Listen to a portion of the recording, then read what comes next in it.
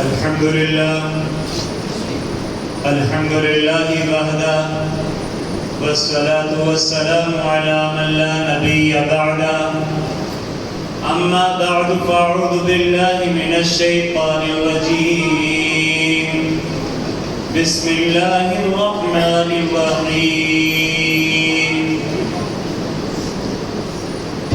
النبي أولى بالمؤمنين من أنفسهم، وقال رسول الله صلى الله تعالى عليه وسلم: إنما بعثت معلما. وعن جابر بن عبد الله رضي الله تعالى عنه قال: قلت يا رسول الله بأبي أنت وأمي أخبرني عن أول شيء خلقه الله تعالى. قال: يا جابر، إن الله تعالى خلق قبل الأشياء نور نبيك من نوري. إن الله تعالى خلق قبل الأشياء نور نبيك من نوري، وقد جعل ذلك النور ينور حيث شاء الله تعالى. فلم يكن في ذلك الوقت لا شمس ولا قمر ولا أرض ولا سماء ولا جنة ولا نار.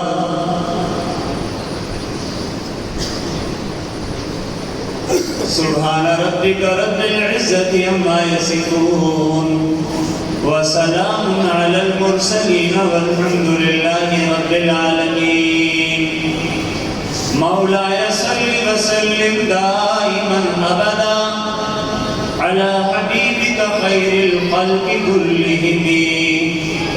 هو الحبيب الذي ترجى شفاعته في كل هول من الأهوال مقتحمين.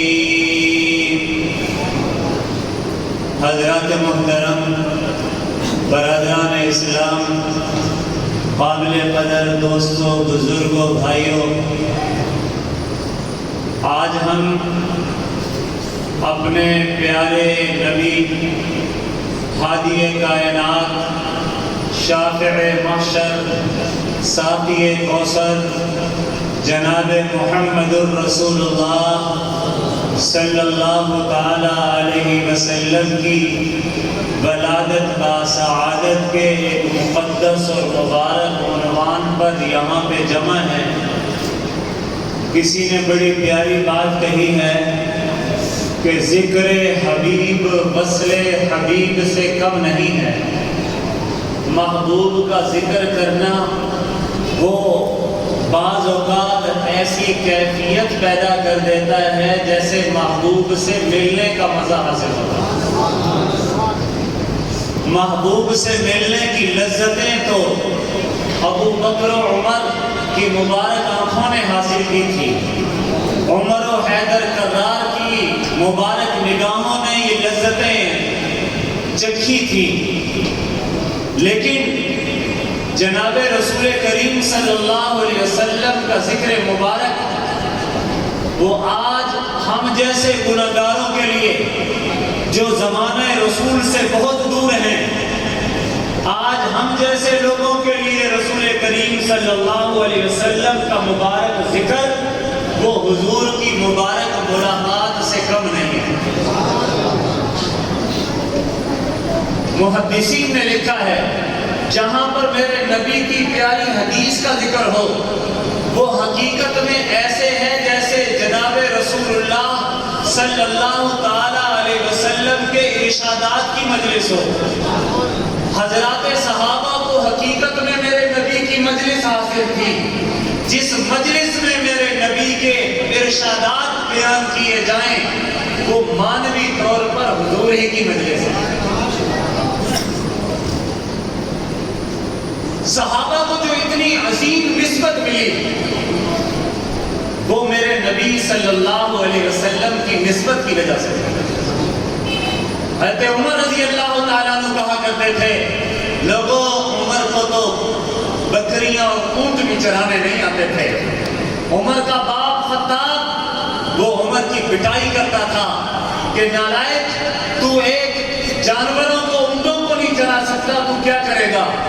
لیکن عمر خود کہتے ہیں جب سے مجھے محمد عربی صلی اللہ علیہ وسلم کے غلام ہونے کا شرف حاصل ہوا رب تعالیٰ نے دنیا کے امام بننے کا شرف عطا کر دیا. حضرت بلال رضی اللہ تعالیٰ عنہ وہ مکہ کے حبشی تھے. رنگ بھی کوئی پیارا نہیں تھا جی, نین و نقش بھی کوئی خوبصورت نہیں تھے. لیکن قربان جائیں جب محمد عربی صلی اللہ علیہ وسلم کی نسبت کے ساتھ منسوب ہو گئے تو حضرت عمر رضی اللہ تعالیٰ عنہ جیسا نڈر اور جرأت مند خلیفہ وہ بلال حبشی رضی اللہ تعالیٰ عنہ کو کہا کرتے تھے سیدنا بلال, ہمارے سردار بلال آ گئے. میرے دوستوں جس چیز کی نسبت میرے نبی کے ساتھ جڑ جائے وہ چیز اعلیٰ و عرفہ و بالا و قیمتی ہو جایا کرتی ہے. آج کے اس دور میں اگر ہم اپنی نسبت اپنے پیارے نبی صلی اللہ علیہ وسلم سے جوڑ لیں تو یقین جانیں ہم بھی انسانوں میں سے قیمتی انسان بن رہے ہیں. مورخین نے لکھا ہے یثرب مدینہ منورہ کا پہلا نام ہے. میرے نبی کے مدینہ میں آنے سے پہلے یثرب تھا. جب حضور مدینہ میں آئے تو یہ مدینہ منورہ بن گیا جی. اور یثرب کا بخار بڑا مشہور تھا. حضرات صحابہ کرام مکہ مکرمہ سے ہجرت کر کے مدینہ طیبہ میں آئے تو مدینہ کے بخار نے یثرب کے بخار نے کمزور اور لادر کر دیا اور اتنا کڑاکے دار بخار تھا کہ حضرات صحابہ کہتے ہیں ہم پر کمزوری اس قدر غالب آ گئی کہ ہمارا جو پانچواں حصہ وزن کا پانچواں حصہ ہمارا بعض کا کم ہو گیا. اگر کسی کا مطلب ہے کہ 70 کلو وزن ہو تو 14 کلو وزن کم ہو جائے تو ظاہر ہے ایک دم بہت زیادہ فرق پڑ جاتا ہے. لیکن حضرات صحابہ کہتے ہیں ہمارا وزن کم پڑ گیا. یثرب کے بخار نے کڑاکے نکال دیے.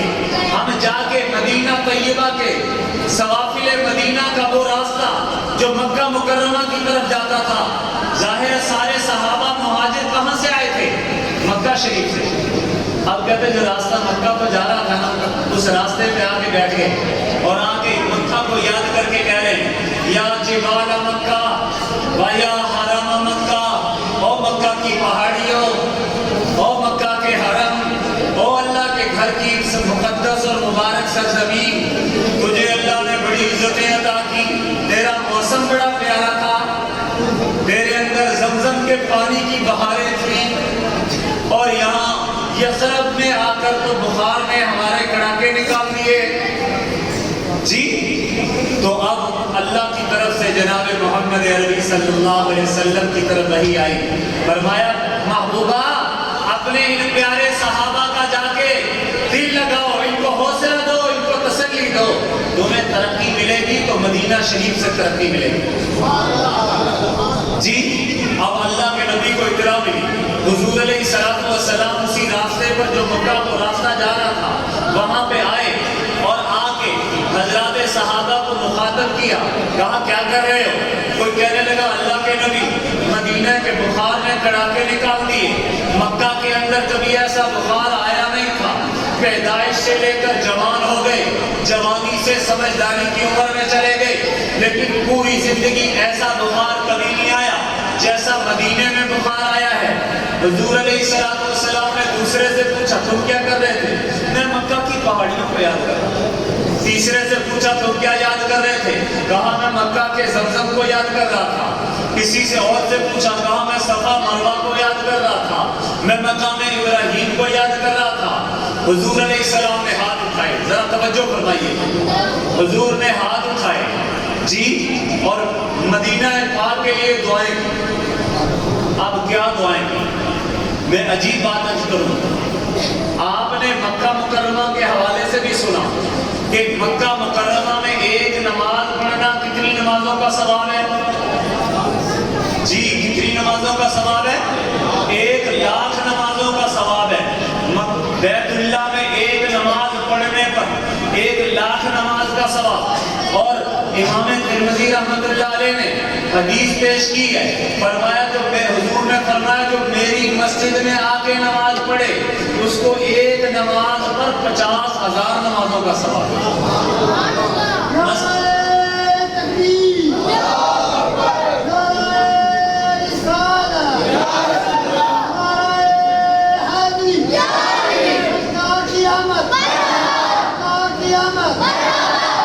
تو پیارے آقا نے فرمایا جو ایک نماز پڑھے مسجد نبوی میں تو ایک نماز پر 50,000 نمازوں کا ثواب ہے۔ جی ہم سنتے ہیں نا حدیث، اور ہمارے علماء کرام بھی بیان کرتے رہتے ہیں، عام لوگ بھی سنتے رہتے ہیں، لیکن عجیب بات ہے سارے امام یہی کہتے ہیں۔ ہمارے امام سیدنا امام اعظم ابو حنیفہ رحمۃ اللہ علیہ کا مذہب بھی یہی ہے کہ مدینہ پاک میں ایک نماز پڑھو 50,000 نمازوں کا ثواب، مکہ شریف میں ایک نماز پڑھو 1,00,000 نماز کا ثواب۔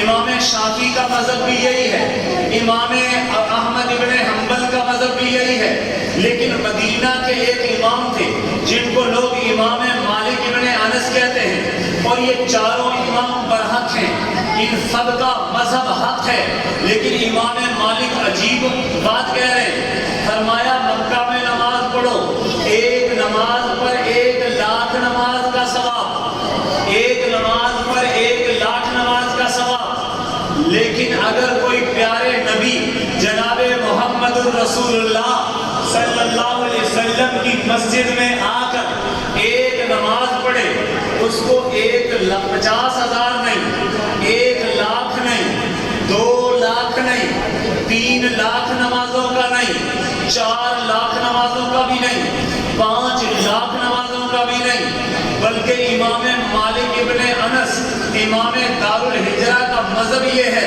کہ ایک مسجد نبوی کی ایک نماز، مدینہ پاک کی ایک نماز 5,50,000 نمازوں کے برابر ہے۔ کتنی نمازوں کے برابر ہے؟ جی اب دور ایسا تو تھا نہیں کہ کسی نے بات کہہ دی ہو اور اس سے دلیل نہ مانگی جائے، اور خاص طور پر ہوں امام مالک اور ان کے پاس دلیل نہ ہو۔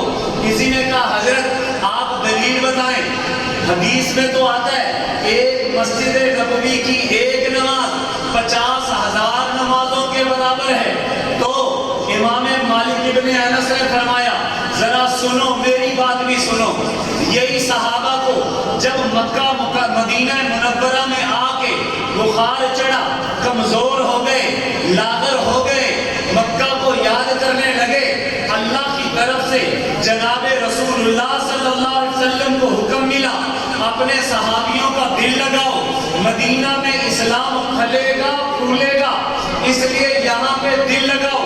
پیارے آقا اللہ کے حکم سے ان صحابہ کے پاس مدینہ سے باہر نکل کر مکہ کے راستے پہ گئے، پوچھا مسئلہ کیا ہے؟ کہا مدینے کے بخار کی وجہ سے دل نہیں لگ رہا۔ حضور نے ہاتھ اٹھا دیے، پیارے آقا نے ہاتھ اٹھائے، کیا ہاتھ اٹھائے؟ دعا کی، اللہم ان ابراہیم خلیلک و نبیک و رسولک و انی عبدک و نبیک و رسولک انہ دعاک لمکہ و انی ادعوک للمدینہ اللہم بارک لنا فی المدینہ کما بارکت فی مکہ و مثلہ معہ۔ جی اے اللہ، ابراہیم تیرا نبی بھی تھا، تیرا خلیل بھی تھا، تیرا رسول بھی تھا، میں تیرا بندہ بھی ہوں، تیرا نبی بھی ہوں، تیرا رسول بھی ہوں۔ ابراہیم نے جب کعبۃ اللہ بنایا تھا تو اس نے اس وقت تجھ سے مکہ کے لیے دعائیں کی تھی، مکہ کے رزق کی برکت کی، مکہ کے اجر کے اعمال کی برکتوں کی دعائیں کی تھی کہ اس کی وجہ سے آپ نے مکہ شریف کی ایک نماز پر 1,00,000 نماز کا ثواب عطا کر دیا۔ اللہ میں تیرا حبیب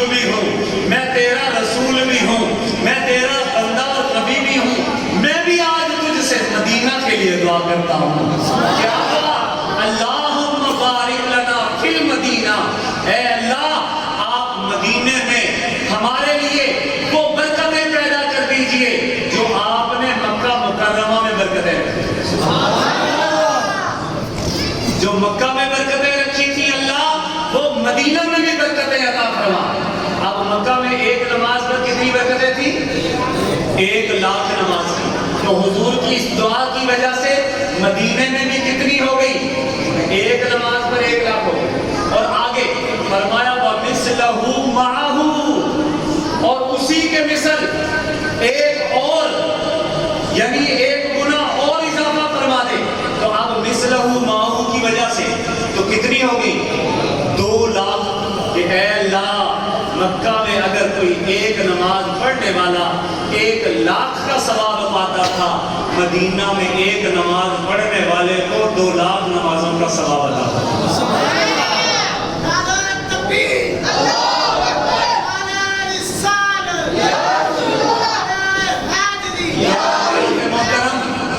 حضرات محترم توجہ فرمائیے، امام مالک ابن انس رحمہ اللہ نے بات کلیئر کر دی، فرمایا حضور نے دعا کی اور ظاہر ہے نبی کی دعا اور نبیوں کے نبی کی دعا اس کی قبولیت میں کوئی شک اور شبہ ہے؟ میرا عقیدہ ہے، آپ کا عقیدہ ہے کہ سورج مشرق کی بجائے مغرب سے نکل سکتا ہے، لیکن میرے آقا کی بات غلط جی؟ اچھا آگے چلیں، کسی نے کہا حضرت آپ نے کو تو فرمایا تھا ایک نماز پر 1,00,000 نماز کا ثواب ہے، 5.5 نمازوں کا ثواب ہے، اس حدیث سے تو کتنے کا پتہ چلا ہے؟ ایک نماز پر 2,00,000 نمازوں کا ثواب۔ کہا سنیے دلیل اور سنیے، اسی کے 3 مہینے بعد حضرات صحابہ کو پھر بخار چڑھا، اس بخار کی وجہ سے کمزوری اور غالب ہوئی، جب کمزوری غالب ہوئی تو انہوں نے جناب پھر وہ بخار کی وجہ سے کڑاکے نکلے، لاغر ہوئے، جا کے اسی راستے پہ بیٹھ گئے جو مکہ شریف کی طرف جاتا تھا، وہاں جا کے پھر وہی یا جبال مکہ یا حرم مکہ یا بیت اللہ، وہ اللہ کے گھر۔ تو اب کیا ہوا؟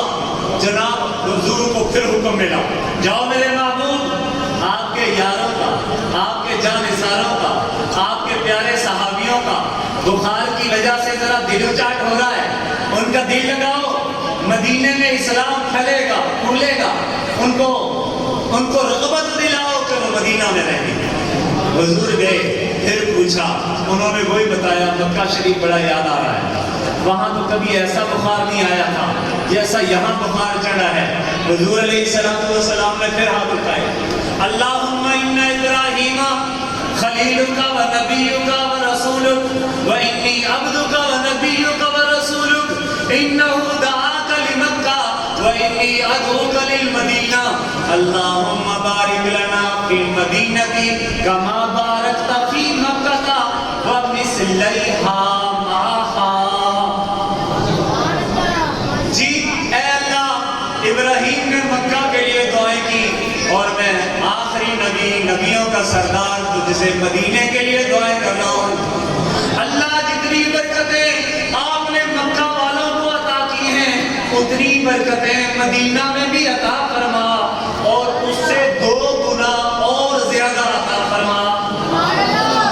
آپ ذرا سنو، مدینہ میں ایک نماز پر کتنے نماز کا ثواب تھا؟ 1,00,000، تو اس کی بھی دعا کر دی حضور نے، اور اس سے 2 گنا اور، تو کتنا ہو گیا؟ 3,00,000 ہو گیا نا اس حدیث کی وجہ سے، تو 2,00,000 پہلی حدیث کی وجہ سے۔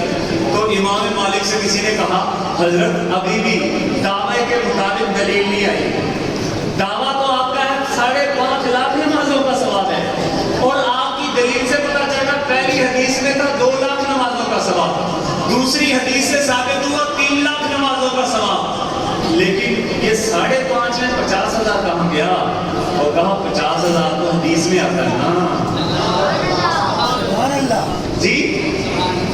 تو جناب اب میں جو بات جہاں سے نکلی تھی میں کہہ رہا ہوں، حضور کے ساتھ جس کی نسبت جڑ گئی خدا کی قسم غارے نیارے ہو گئے۔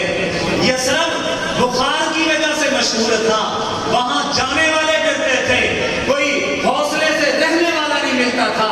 لیکن جب میرے نبی دنیا جہاں کے سردار، اولین و آخرین کے آقا و مولا جناب محمد مصطفیٰ احمد مجتبیٰ شافی محشر ساقی کوثر رسول دو عالم صلی اللہ علیہ وسلم تشریف لے کے گئے تو اب یثرب کی قسمت جاگی، مدینے کی قسمت جاگی. کیسی جاگی؟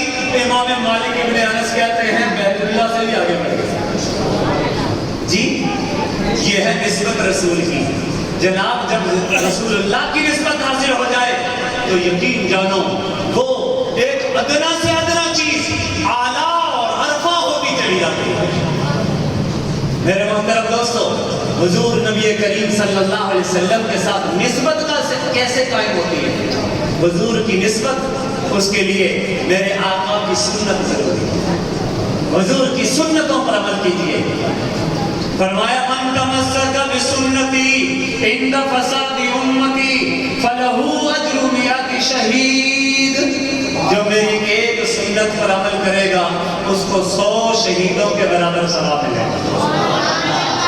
جی تو حضور علیہ السلام کا طریقہ، میرے نبی کا مبارک طرز زندگی، وہ کائنات میں سب سے بڑھ کر، سب سے اعلیٰ، سب سے عرفہ. آئیے پیارے نبی کی نسبت تازہ کیجئے، حضور علیہ السلام کے ساتھ اپنے تعلق کو جوڑیے. اور حضور کا تعلق میرے محترم دوستو حضرات صحابہ نے جوڑا کہ جناب اطاعت کی ہے تو رسول اللہ کی. حضور علیہ السلام ایک مرتبہ ممبر پہ بیٹھے ہیں اور بات کر رہے تھے. بات کرتے کرتے کچھ صحابہ کھڑے تھے، کچھ بیٹھے ہوئے تھے. حضور علیہ السلام نے فرمایا بیٹھ جاؤ. عبداللہ ابن عمر رضی اللہ تعالیٰ عنہ مسجد میں داخل ہو رہے تھے، ایک پاؤں اندر تھا، ایک پاؤں باہر تھا. جناب عبداللہ ابن عمر وہی رک گئے. اب رکے ہیں تو پچھلا پاؤں اٹھا کے اندر کرنے لگے. کہنے لگے نا نا نا نا، اگر آگے کر دیا تو میرے نبی صلی اللہ علیہ وسلم نے فرمایا تھا بیٹھ جاؤ، تو بیٹھا تو نہیں، میں تو آگے بڑھ گیا. اچھا پھر پیچھے ہٹانے لگے کہ یہاں پیچھے ہو کے بیٹھ جاؤ. کہا نہیں، حضور نے فرمایا تھا بیٹھ جاؤ. اب اگر پیچھے ہٹایا تو بھی ٹھیک نہیں. عبداللہ ابن عمر وہیں پر دروازے کے درمیان بیٹھ گئے. کہا میرے آقا نے مجھے حکم فرمایا ہے بیٹھنے کا، اور بیٹھنے کے حکم ملنے کے بعد ایک قدم نہ آگے جا سکتا ہوں نہ ایک قدم پیچھے جا سکتا ہوں.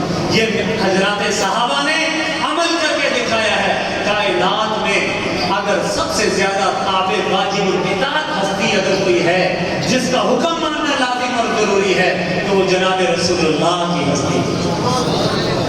تو حضور علیہ السلام کے ساتھ جس کی نسبت جڑ جائے، یقین جانو حضور کے ساتھ، حضور کے اہل بیت کے ساتھ نسبت جوڑیے. ایک عجیب واقعہ بات کر کے، میں رات کو زیادہ لمبی دیر تک بات کرنے کا، جلسہ کرنے کا عادی نہیں. اگر فجر کی نماز خطرے میں پڑ جائے تو پوری رات یہ جاگنا یقین جانو کچھ مانا نہیں رکھتا. آخری بات کرتا ہوں. حضرت علی رضی اللہ تعالیٰ عنہ کا دور حکومت، حضرت عمر رضی اللہ تعالیٰ عنہ کا دور حکومت.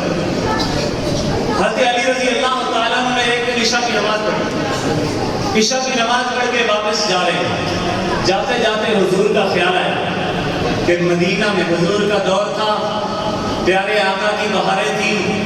فجر کے بعد، کبھی عشاء کے بعد حضور کے مواعظ سننے کو ملتے تھے.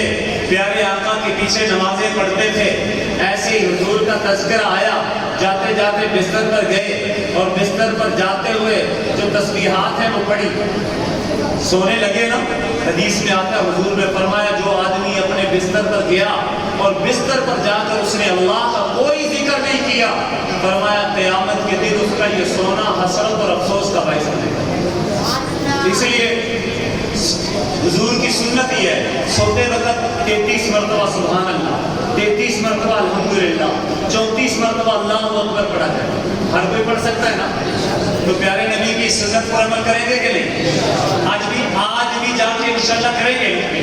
اچھا اگر آیت الکرسی آتی ہو وہ پڑھے.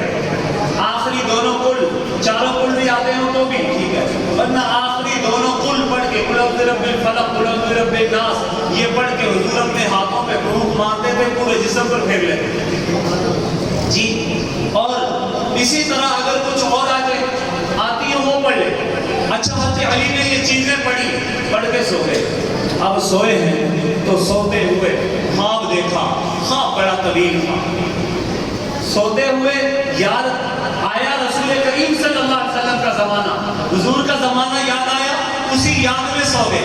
اب سوئے ہیں تو اسی حالت میں خواب میں جناب رسول اللہ صلی اللہ علیہ وسلم کی زیارت ہوئی. اب حضور کی زیارت ہوئی، خواب میں کیا دیکھا؟ فرمایا فجر کی نماز کا وقت ہونے والا ہے. حضور علیہ السلام مؤذن نے اذان دے دی ہے. اذان کے بعد حضور علیہ السلام اپنے حجرے سے نکلے ہیں، مسجد کے اندر داخل ہوئے ہیں. دایاں قدم پہلے رکھا ہے، بایاں قدم بعد میں رکھا ہے. حضور علیہ السلام آگے چلے اور آگے چلتے گئے. حضرت علی کہتے ہیں میں بھی مسجد میں داخل ہوا. حضور علیہ السلام خوابی میں حضور کے پیچھے پیچھے پیارے آقا صلی اللہ علیہ وسلم نے مسجد کے اندر گئے تو وہاں پر صحابہ صفوں میں بیٹھے ہوئے تھے. کہتے پیارے آقا صلی اللہ علیہ وسلم نے فجر کی 2 سنتیں ادا کی اور کہتے ہیں انہی کے پیچھے میں نے بھی 2 سنتیں ادا کی. اب حضور نے اپنی سنتیں ادا کی تو اتنے میں نماز کا وقت ہوا. حضور مصلی پہ چلے گئے. میں حضور کے پیچھے پیچھے بالکل سیدھ میں امام کے پیچھے میں کھڑا ہو گیا. اب پیارے آقا صلی اللہ علیہ وسلم نے پہلی رکعت پڑھائی، سورۃ فاتحہ پڑھی، ایک سورت پڑھی، رکوع کر دیا. دوسری رکعت پڑھی اور سورت پڑھی اور رکوع کر دیا اور آخر میں سلام پھیرا. اب سلام پھیرنے کے بعد حضور کی عادت تھی فجر اور عصر کے بعد حضور علیہ السلام مقتدیوں کی طرف رخ کر کے بیٹھے اور ظہر اور مغرب اور عشاء میں حضور علیہ السلام سلام پھیرنے کے بعد رخ حضور کا قبلے کی طرف ہی ہوتا تھا. مختصر سی دعا کرتے تھے اور سنتوں میں لگ جاتے تھے. لیکن یہ فجر کی نماز تھی تو فجر میں حضور علیہ السلام نے رخ کدھر کیا؟ نمازیوں کی طرف. اب کہتے ہیں میری طرف رخ تھا. حضرت علی کہتے ہیں میں بالکل پیچھے جی میری طرف رخ تھا. اتنے میں حضور نے جب تسبیحات پوری کی تو مسجد کے ایک کھڑکی سے ایک طرف سے کھجور کا ایک تھال آیا جی. کسی عورت نے تھال پیش کیا اور سامنے بیٹھے ہوئے نمازی کو کہا اس کھجور کے تھال کو جناب رسول کریم صلی اللہ علیہ وسلم کو پیش کر دو کہ وہ نمازیوں میں تقسیم کر دیں. اب حضرت علی کہتے ہیں حضور علیہ السلام نے دعا کی، اس کے بعد اس تھال کو پکڑا اور تھال کی کھجوریں تقسیم کرنے لگے. تو سب سے پہلے پیچھے میں تھا، مجھے وہاں سے ایک کھجور اٹھائی یوں دے دی، خود یا علی علی اس کو پکڑو. اب کہتے اس کے بعد دائیں بائیں ادھر ادھر تقسیم شروع ہو گئی. ہر کوئی آتا تھا حضور سے لے کے چلا جاتا تھا. اب کہتے کھجور کھائی. حضرت علی کہتے خواب میں مجھے بڑا مزہ آیا. میں نے کہنا چاہا کہ اللہ کے نبی ایک کھجور اور دے دیں، لیکن حضور کا رعب تھا، مجھ سے کہا نہیں گیا. اب کہتے کھجور کھا رہا تھا اور مزہ آ رہا تھا. اتنے میں ایک دم اذان کی آواز آئی، میری آنکھ کھل گئی. کہتے جب آنکھ کھلی تو کھجور کا مزہ زبان پہ محسوس ہوا جی. کہتے میں بڑا خوش اٹھا ہوں. اٹھ کے میں نے وضو کی تیاری کی، نماز کی تیاری کی اور اس کے بعد میں کدھر چل گیا؟ میں جا رہا ہوں مسجد کی طرف، دوڑا دوڑا. اب مسجد کی طرف گیا تو جو ہی مسجد کے دروازے پہ پہنچا وہاں پر حضرت عمر رضی اللہ تعالیٰ عنہ جا رہے ہیں مسجد میں. جیسے حضور خواب میں میرے آگے آگے تھے ایسے ہی حضرت عمر میرے آگے آگے. حضرت عمر اسی طریقے سے مسجد میں داخل ہوئے جیسے میرے نبی پاک صلی اللہ علیہ وسلم داخل. اسی جگہ حضرت عمر نے اپنا جوتا اتارا جس جگہ حضور علیہ السلام نے اپنا جوتا اتارا جی. اس کے بعد پھر کیا ہوا؟ فرمایا جہاں خواب میں نے دیکھا تھا میرے اور آپ کے آقا نے سنتیں پڑھی تھی وہیں پر حضرت عمر رضی اللہ عنہ سن رہے. میں نے ان کے پیچھے سنتوں کی نیت مانی. اب وہ فارغ ہوئے تو اتنے میں نماز کا وقت ہوا اور امیر المومنین حضرت عمر نماز پڑھایا کرتے تھے. وہ مصلی پہ چلے گئے. نماز انہوں نے پڑھائی. میں بالکل پیچھے آ کے کھڑا ہو گیا. کہتے ذرا اگلی بات سنیے. کہتے میری حیرت کی انتہا نہ رہی. حضرت عمر نے پہلی رکعت پڑھی, سورۃ فاتحہ پڑھی, سورۃ فاتحہ کے بعد ایک اور سورت پڑھی. اب جب سورت شروع کی تو یقین جانو یہ وہی سورت تھی جو خواب میں پیارے آقا صلی اللہ علیہ وسلم نے پڑھی. حضرت عمر نے ایک رکعت مکمل کی, دوسری رکعت کے لیے کھڑے ہوئے. میرے ذہن میں خیالات کے جھکڑ چلنے لگے کہ ہو سکتا ہے پہلی رکعت میں اتفاقی طور پر پڑھ دی. اب دوسری رکعت جب شروع کی تو دوسری رکعت میں بھی سورہ فاتحہ پڑھی اور سورہ فاتحہ کے بعد وہی دوسری رکعت میں بھی وہی سورت پڑھی جو خواب میں پیارے آقا نے پڑھی. اچھا کہتے ہیں اب یہ سارا معاملہ ہوا, سلام پھرا تو میں سوچنے لگا بالکل ادائیں عمر کی وہی ہیں جو مدنی کریم صلی اللہ علیہ وسلم. لیکن خواب میں تو حضور کے ہاتھ سے کھجور بھی کھانے کو ملی تھی, عمر کے ہاتھ سے کھجور کہاں ملے گی. کہاں اتنے میں دیکھا ایک طرف سے ایک عورت نے نماز باہر سے کھجوروں کا تھال دیا کہ امیر المومنین کو کہہ دو یہ کھجوریں نمازیوں میں تقسیم کر دیں. اب اگلی بات سنیں.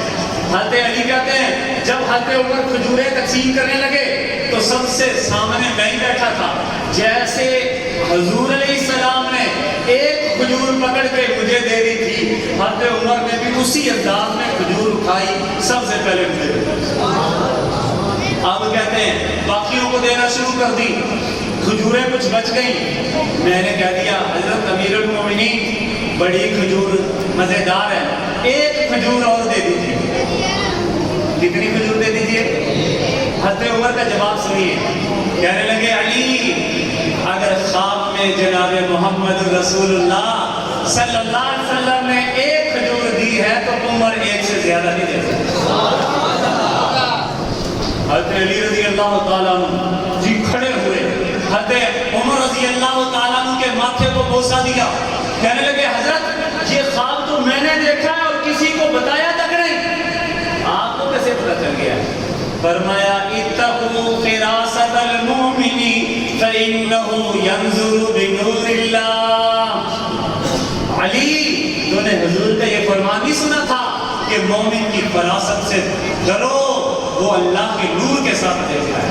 اور فرمایا علی اگر رسول اللہ کی نسبت حاصل کرو گے تو حضور کی نسبت ہی ایسی ہے وہ حضور کے کاموں پہ چلا دیتی ہے, حضور کے راستے پہ رواں کر دیتی ہے. آئیے میرے دوستو آج کی اس مبارک مجلس کی برکت سے ہم عہد کریں, ہم اپنے پیارے نبی کے ساتھ نسبت جوڑیں گے.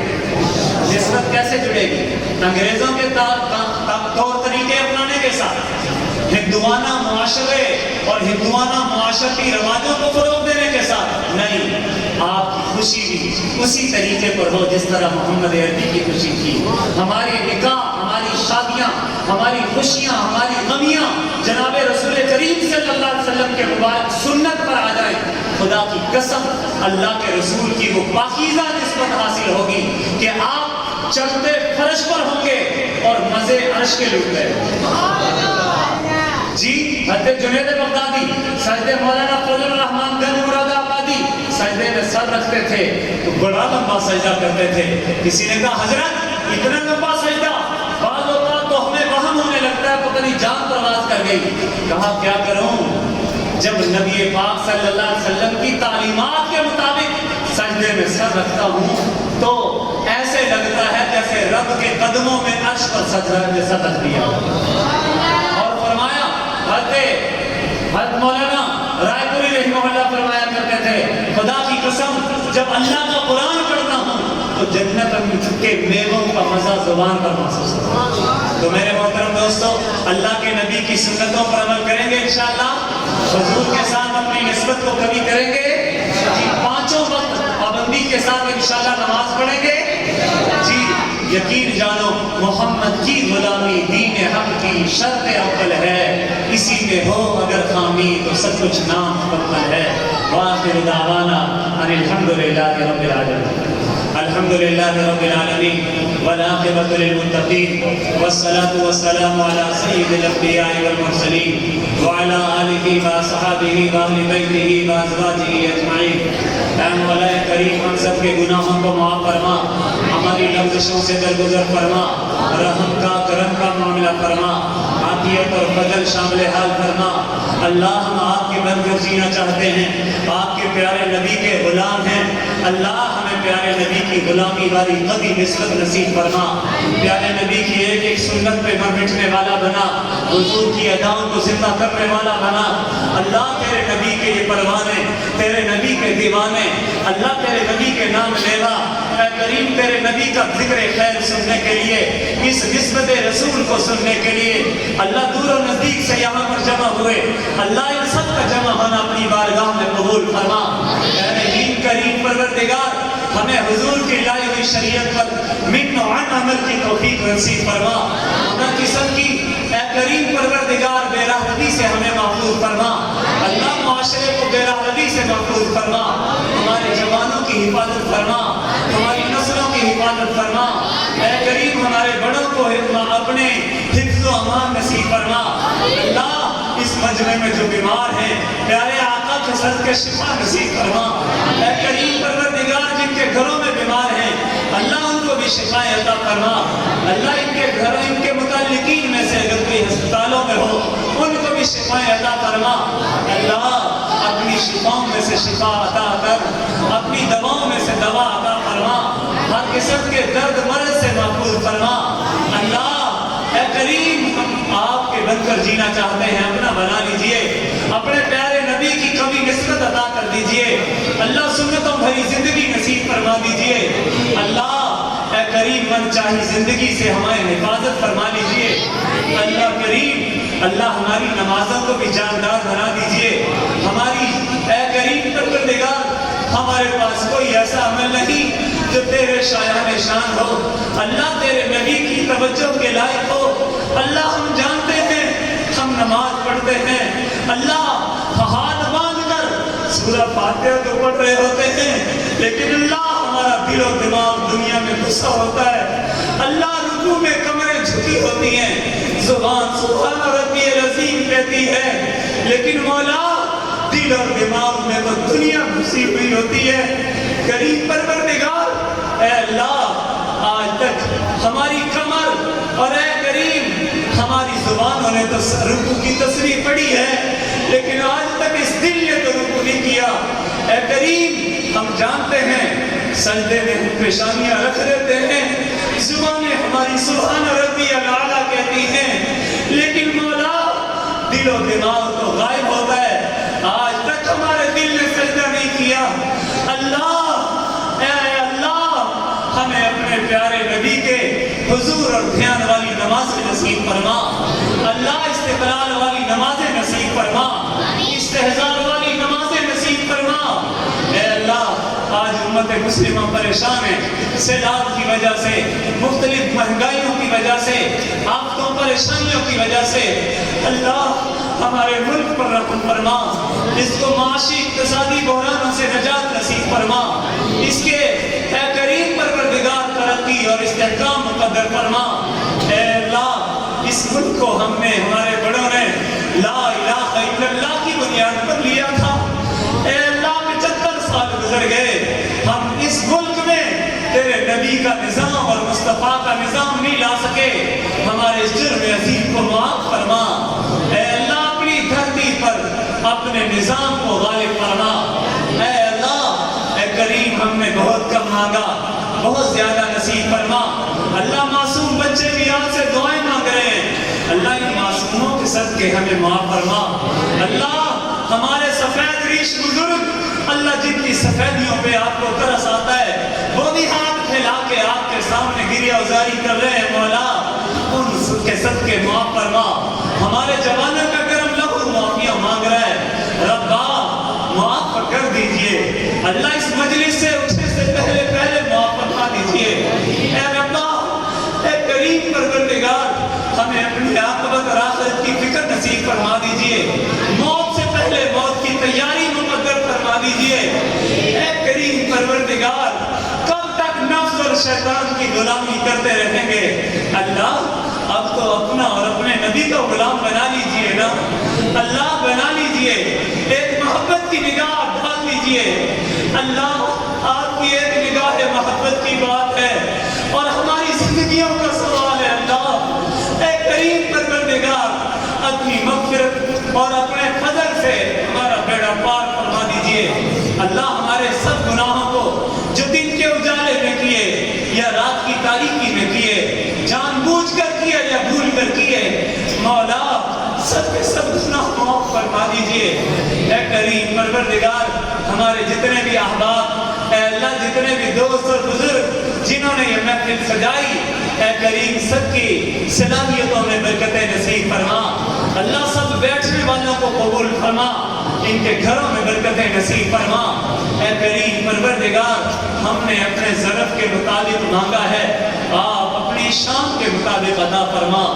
रब्बना तक़ब्बल मिन्ना इन्नका अंतस समीउल अलीम व तुब अलैना इन्नका अंतत तव्वाबुर रहीम। सल्लल्लाहु तआला अला नबिय्यिल उम्मिय्यिल करीम व अला आलिहि व अस्हाबिहि अजमईन बिरहमतिका या अरहमर राहिमीन।